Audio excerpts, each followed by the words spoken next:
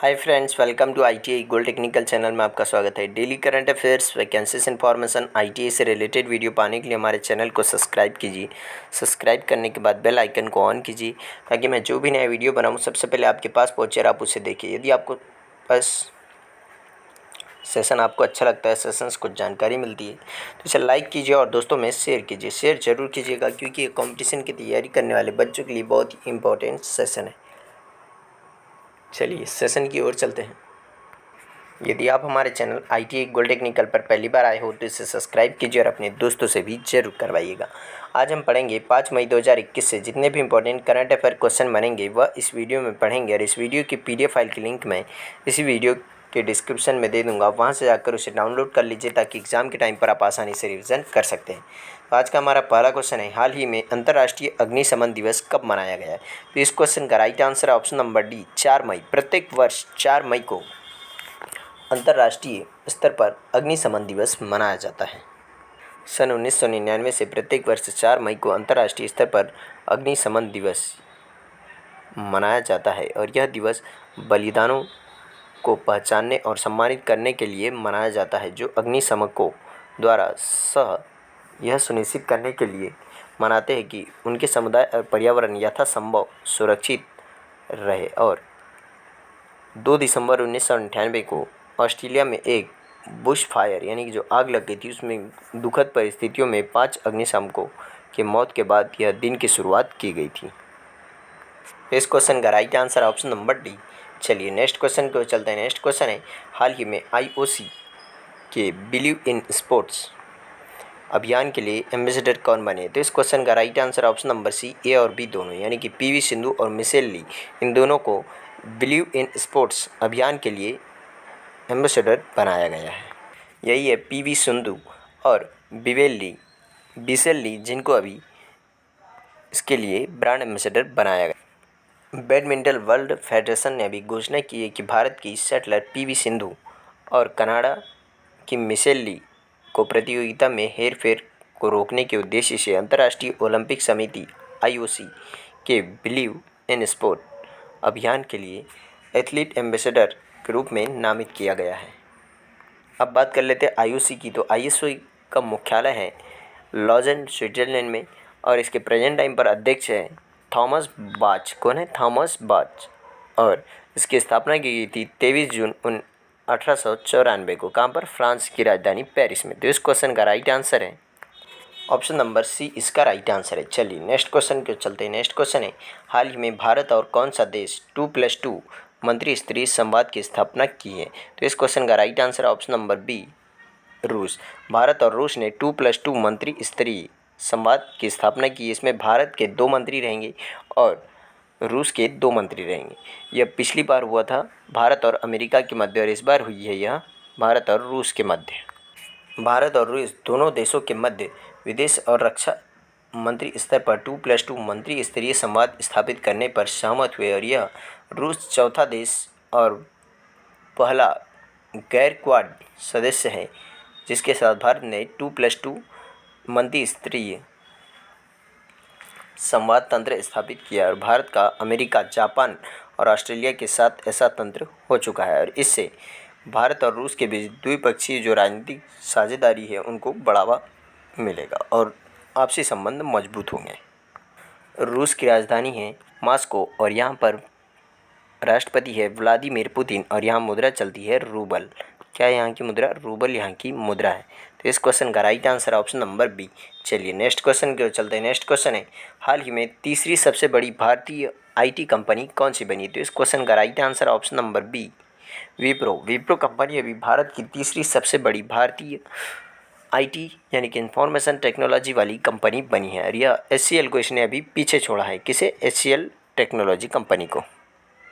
विप्रो ने HCL technology की 2.62 trillion रुपए बाजार पूंजीकरण को दबाते हुए यानी कि पछाड़ते हुए या पीछे करते हुए 2.65 ट्रिलियन रुपए के बाजार पूंजीकरण द्वारा तीसरी सबसे बड़ी भारतीय IT सेवा कंपनी के रूप में पुनः अपना स्थान प्राप्त किया है। किसने? विप्रो कंपनी ने। और TCS 11.51 ट्रिलियन रुपए के साथ में बाजार पूंजीकरण के साथ इन्फोसिस के बाद सूची में सबसे ऊपर है, यानी कि पहले स्थान पर इन्फोसिस, दूसरे पर टीसीएस और तीसरे पर है विप्रो और चौथे नंबर पर है एचसीएल। विप्रो के अध्यक्ष है ऋषद प्रेम जी। कौन है? ऋषद प्रेम जी। और इसका मुख्यालय है बेंगलुरु में और इसके प्रेजेंट टाइम पर एमडी एंड सीईओ है थियरी डेलापोर्ट। कौन है? थियरी डेलापोर्ट। तो इस क्वेश्चन का राइट आंसर है ऑप्शन नंबर बी, इसका राइट आंसर है। चलिए नेक्स्ट क्वेश्चन की ओर चलते हैं। नेक्स्ट क्वेश्चन है, हाल ही में किस बैंक ने महेश बाला सुब्रमण्यम को एमडी नियुक्त किया है? तो इस क्वेश्चन का right answer option number B, Kotak Mahindra Life. Kotak Mahindra Life ने भी एमडी बाला सुब्रमण्यम को अपना एमडी नियुक्त किया है। यही है महेश बाला सुब्रमण्यम जी, जिनको अभी कोटक महिंद्रा बैंक ने अपना एमडी नियुक्त किया है। Kotak Mahindra life insurance company limited ने 1 मई की घोषणा की उसने बाला सुब्रमण्यम को कंपनी का प्रबंध निदेशक नियुक्त किया है। उन्हें जी मुरलीधर की सेवानिवृत्ति के बाद में नियुक्त किया है। किसकी निवृत्ति, यानी कि इनकी सेवानिवृत्ति हो गई है अभी, जी मुरलीधर के स्थान पर यह जगह लेंगे। इस क्वेश्चन का right answer option number B. चलिए नेक्स्ट क्वेश्चन की ओर चलते हैं। नेक्स्ट क्वेश्चन है, हाल ही में थिसारा परेरा ने रिटायरमेंट की घोषणा की, वह किस खेल से संबंधित है? यह क्रिकेट से संबंधित है, जिन्होंने अभी पूर्णतः रिटायरमेंट की घोषणा की। किसने? थिसारा परेरा। यही है थिसारा परेरा, जो एक श्रीलंकाई ऑलराउंडर क्रिकेटर है, जिन्होंने अभी रिटायरमेंट की घोषणा की है। श्रीलंका के ऑलराउंडर और पूर्व कप्तान थिसारा परेरा ने अपने 12 साल के अंतर्राष्ट्रीय करियर को समाप्त करते हुए अंतर्राष्ट्रीय क्रिकेट से संन्यास लेने की घोषणा की और दिसंबर 2009 में डेब्यू के बाद परेरा ने श्रीलंका के लिए 6 टेस्ट, 166 वनडे और वनडे के साथ में 2338 रन और 175 विकेट और 84 टी20 और टी20 में 1204 रन और 51 विकेट खेले हैं और वह 32 वर्षीय परेरा ने भी संन्यास की घोषणा कर दी।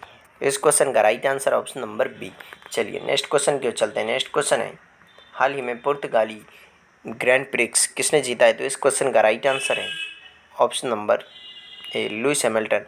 लुइस हैमिल्टन ने पुर्तगाली grand prix formula 1 car racing जीती है और यह लुइस हैमिल्टन जी इंग्लैंड यानी कि यह ब्रिटिश से है और यह मर्सिडीज़ कार चलाते हैं। कौन सी कार? मर्सिडीज़ कार चलाते हैं। तो अभी इन्होंने यह पुर्तगाली ग्रैंड प्रिक्स अवार्ड जीत लिया। तो इस क्वेश्चन का राइट आंसर ऑप्शन नंबर ए। चलिए नेक्स्ट क्वेश्चन की ओर चलते हैं। नेक्स्ट क्वेश्चन है, हाल ही में बार्कलेज के अनुमान के अनुसार फाइनेंशियल ईयर 2021-22 में भारत की जीडीपी यानी कि घरेलू सकल उत्पाद की वृद्धि दर कितने प्रतिशत रहने का अनुमान है? तो इस क्वेश्चन का राइट आंसर ऑप्शन नंबर ए, यानी कि 10% रहने का अनुमान है 2021-22 में। और पहले बार्कलेज ने भारत की जीडीपी 11% रहने का अनुमान लगाया था, लेकिन अभी कोरोना वायरस महामारी की वजह से इसे घटाकर 10% कर दिया। इसके अलावा बार्कलेज ने फाइनेंशियल ईयर 2021 में अर्थव्यवस्था के 7.6% के संकुचन का अनुमान भी लगाया है। इस क्वेश्चन का राइट आंसर ऑप्शन नंबर ए। चलिए नेक्स्ट क्वेश्चन की ओर चलते हैं। नेक्स्ट क्वेश्चन है, हाल ही में जापान का Order of the Rising Sun सम्मान दिया गया, तो यह किसे दिया गया? तो इस क्वेश्चन का right answer option number A, Shyamala Ganesh. Shyamala Ganesh को यह अवार्ड दिया गया है अभी। यही है श्यामला गणेश जी, जिनको अभी यह अवार्ड दिया गया है, जापान का द राइजिंग ऑफ सन सम्मान।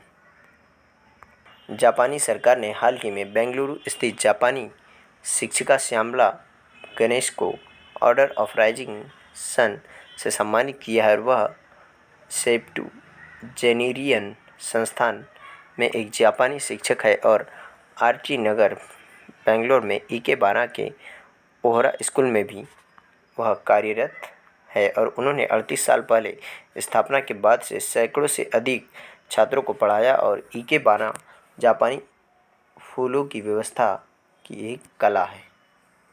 जापान की राजधानी है टोक्यो और जो भी ओलंपिक होने वाला है वह भी टोक्यो में ही होगा। और जापान में मुद्रा चलती है येन। यहाँ की मुद्रा क्या है? यहाँ पर येन। और यहाँ पर प्रेजेंट टाइम पर प्रधानमंत्री हैं योशिहिडे सुगा। तो इसका राइट आंसर ऑप्शन नंबर ए। चलिए नेक्स्ट क्वेश्चन की ओर चलते हैं। नेक्स्ट क्वेश्चन है, हाल ही में आरबीआई के नए डिप्टी गवर्नर कौन बने? तो इस क्वेश्चन का राइट आंसर है टी रविशंकर यहाँ के डिप्टी गवर्नर बने हैं किसके, आरबीआई बैंक के। यही है टी रविशंकर जो अभी आरबीआई यानी कि रिजर्व बैंक ऑफ इंडिया के डिप्टी गवर्नर बने हैं। और रिजर्व बैंक ऑफ इंडिया की स्थापना की गई थी 1935 में। कब, 1935 में। और इसका एक्ट कौन सा था, तो एक्ट था 1934। एक्ट है 1934 एक्ट, और स्थापना की गई थी 1935 में। तो इसका राइट आंसर है ऑप्शन नंबर बी, इसका राइट आंसर है। चलिए, आज का सेशन यही समाप्त होता है। यदि आप हमारे चैनल ITI गोल्ड टेक्निकल पर पहली बार आए हो तो इसे सब्सक्राइब कीजिए, और सब्सक्राइब करने के बाद बेल आइकन को ऑन कीजिए ताकि मैं जो भी नया वीडियो बनाऊं सबसे पहले आपके पास पहुंचे और आप उसे देखिए। यदि आपको सेशन अच्छा लगता है, सेशन से कुछ जानकारी मिलती है, तो इसे लाइक कीजिए और दोस्तों में शेयर कीजिए। Thank you so much watching for my video. मिलते हैं नेक्स्ट सेशन में।